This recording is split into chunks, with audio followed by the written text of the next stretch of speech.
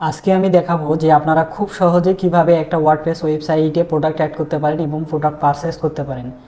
তো সেক্ষেত্রে আমি এই কাজটা দেখাচ্ছি। যারা হচ্ছে ডিজিটাল মার্কেটিং কাজ করেন তাদেরকে ওয়েবসাইটে পিক্সেল সেটআপের কাজগুলো করতে হয়।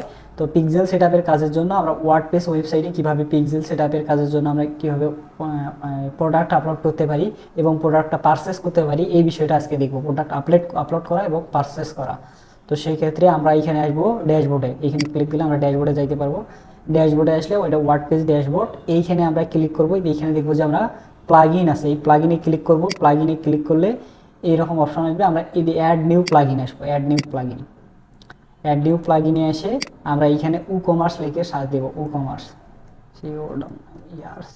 ই কমার্স, এটা হচ্ছে শুধু প্র্যাকটিসের জন্য আমি দেখাচ্ছি। সেক্ষেত্রে ই কমার্স, এতে ই কমার্স আসছে, এইটা আমরা এটা দেখে দিব, এটা ইনস্টল দিব। ইনস্টল নাম, এটা ইনস্টল হয়েছে। ইনস্টল হলে আমরা অ্যাক্টিভ করে দেবো। অ্যাক্টিভ করে দিলাম।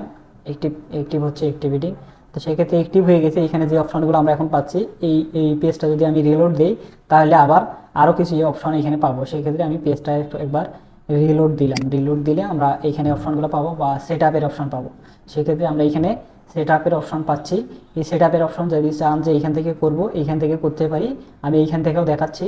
তো সেক্ষেত্রে এইখানে দিলাম যে সেট আপ মাই স্টোর, এখানে ক্লিক দিলাম যে আই এম অলরেডি সেলিং। তো এখানে যদি দেয় যে আই এম অনলাইন সেলিং, তারপরে এখানে যদি প্ল্যাটফর্ম দিতে বলে তো আমাদের এগুলো প্রয়োজন নাই, আমি দিলাম না, কন্টিনিউ দিলাম।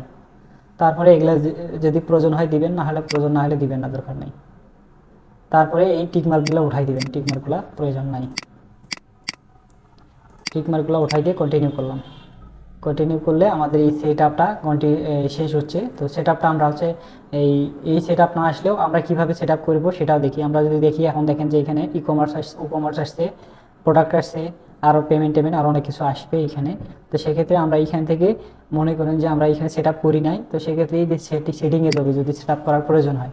তো সেটিংয়ে যাওয়ার পর আমরা এইখান থেকে ঢাকা দেয়া আছে, আর এইখানে স্টেট দেওয়া আছে, আর আমাদের তেমন কিছু প্রয়োজন নাই।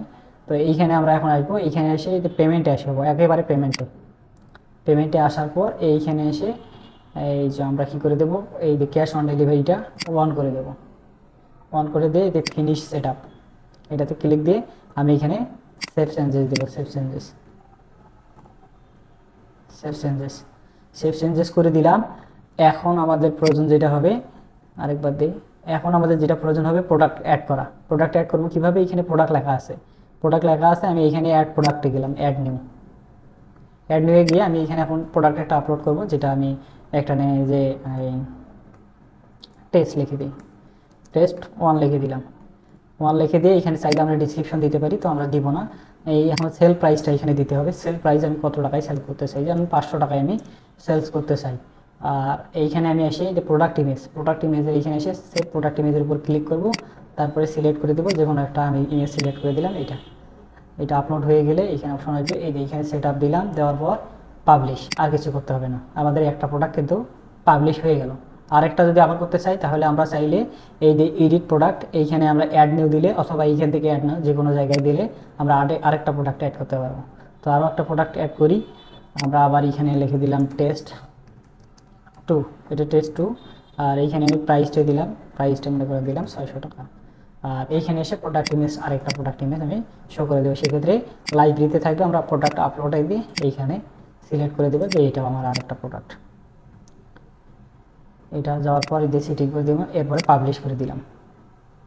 পাবলিশ করে এখন যদি আমি এইখান থেকে আমি ভিজিট স্টোর করি, ভিজিট সাইট আছে, ভিজিট স্টোর করি, তাহলে দেখেন যে আমার স্টোরে কয়টা, 2টা প্রোডাক্ট অ্যাড হয়ে আছে, 2টা প্রোডাক্ট অ্যাড হয়েছে। তো সেক্ষেত্রে আমি কি করব, এইখান থেকে আমি দেখবো যে প্রোডাক্টটা আমরা পারচেস করতে পারি কিনা। সেক্ষেত্রে আমি অ্যাড টু কার্ট করে দিলাম। দেওয়ার পর ভিউ কার্ট অপশন আসছে, ভিউ কার্টে ক্লিক করব। এখানে কিন্তু আপনাদের এই অপশনগুলোই পিক্সেল সেট আপ করতে হবে, যেমন অ্যাড টু কার্টে কতজন গেছে, ভিউ কার্টে কয়জন গেছে, পারচেসে কয়জন গেছে, তা পারচেস টু চেক আউটে গেলাম, চেক আউটে কয়জন গেছে, এগুলো কিন্তু পিক্সেল সেট আপের কাজ। তো সেক্ষেত্রে আপনারা এটা দেখবেন। সেক্ষেত্রে এখন আমার অ্যাড্রেসগুলো দিতে বলতেছে, মেইল অ্যাড্রেস একটা দিলাম, নাম আপনারা যেটাই চান সেটাই দিতে পারবেন। আমি জাহিদ